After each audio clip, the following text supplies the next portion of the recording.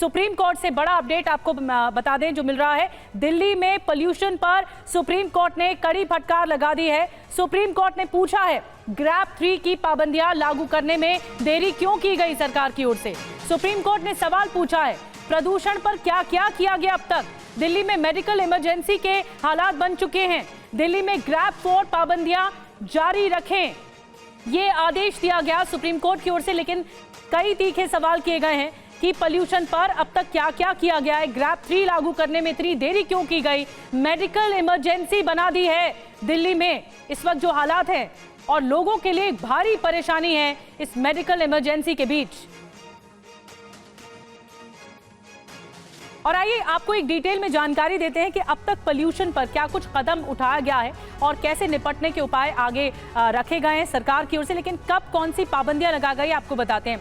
Grab 1 की जो पाबंदियां लगाई गई थी, जो 201 और 300 के बीच में जब AQI होता है, ये लगाई गई थी ग्रैप 1 की। ग्रैप 2 की जो पाबंदियां लगाई जाती हैं उसमें जब AQI 301 से 400 के बीच में पहुंच जाता है तब लगाई जाती हैं। ग्रैप 3 की जो पाबंदियां लगाई जाती हैं जब 400 के पार AQI पहुंच जाता है। ग्रैप 4 की जो पाबंदियां लगाई जाती हैं जब 450 के पार AQI एयर क्वालिटी इंडेक्स पहुंच जाता है, जो गुणवत्ता सबसे खराब श्रेणी में होती है, तब ग्रैप 4 नियम लागू होते हैं। तो ये बहुत ही ज्यादा चिंताजनक संकेत है। सुप्रीम कोर्ट की भी फटकार सामने आ चुकी है। पीयूष पांडे और ज्यादा जानकारी के साथ इस वक्त सुप्रीम कोर्ट से हमारे साथ लाइव जुड़ रहे हैं। पीयूष, कैसे सुप्रीम कोर्ट ने इस बात को आगे रखा है? फटकार तो लगाई है, लेकिन क्या क्या सवाल पूछे गए हैं कि पोल्यूशन के लिए अब तक क्या कुछ किया है सरकार ने, क्योंकि देश की राजधानी है दिल्ली और ये पूरी तरह से गैस चैम्बर में बदल चुकी है।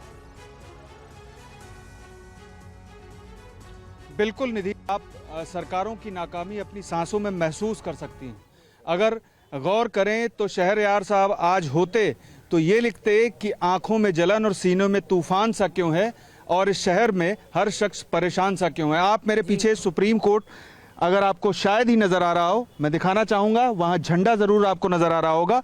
और यही वजह है कि सुप्रीम कोर्ट ने इस भारी प्रदूषण के मद्देनजर साफ तौर पर कहा है कि इस मामले में हम एक आदेश प्रस्तावित करते हैं। चूंकि इस मामले में एंड ऑफ द बोर्ड यानी कि सभी मामले जब सुन लिए जाएंगे तब फिर से सुनवाई शुरू होगी। लेकिन सुप्रीम कोर्ट ने एक आदेश प्रस्तावित कर दिया है कि इस मामले में जो ग्रैप 4 लागू किया गया है, और इसे किसी भी हाल में तब तक नहीं हटाया जाएगा जब तक कि सुप्रीम कोर्ट से पूछ नहीं लिया जाएगा।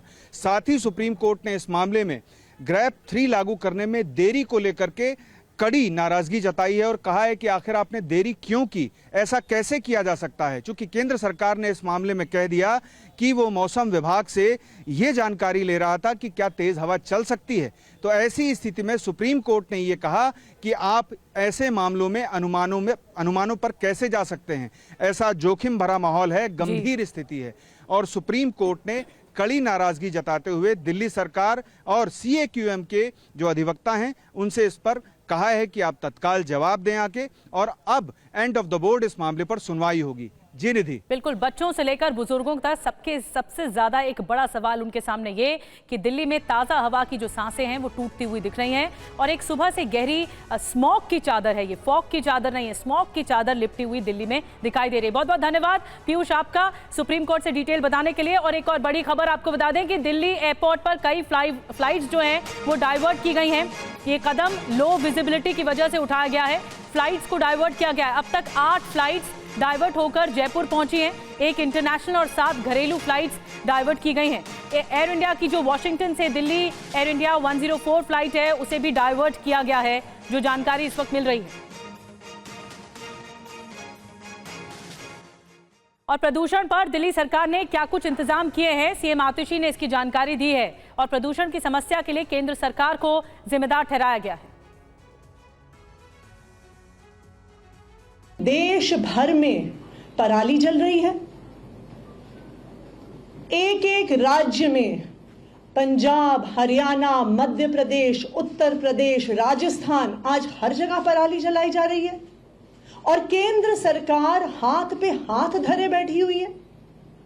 आज पूरे नॉर्थ इंडिया को एक मेडिकल इमरजेंसी में धकेल दिया गया है। आज मैं भारतीय जनता पार्टी से और केंद्र सरकार से अपील करना चाहती हूं।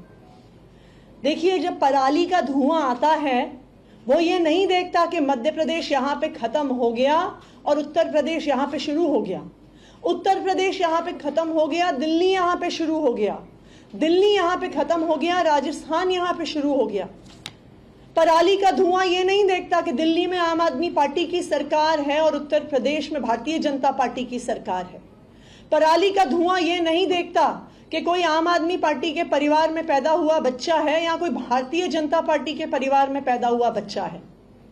हर राज्य में हर बुजुर्ग, हर बच्चे को सांस लेने में दिक्कत हो रही है, चाहे वहां पे आम आदमी पार्टी की सरकार हो, चाहे वहां पे भारतीय जनता पार्टी की सरकार हो। यह केंद्र सरकार की जिम्मेदारी है कि जब देश भर में पराली जलाने की वजह से एक मेडिकल इमरजेंसी हो गई है तो केंद्र सरकार को सामने आना पड़ेगा, केंद्र सरकार को कदम उठाना पड़ेगा।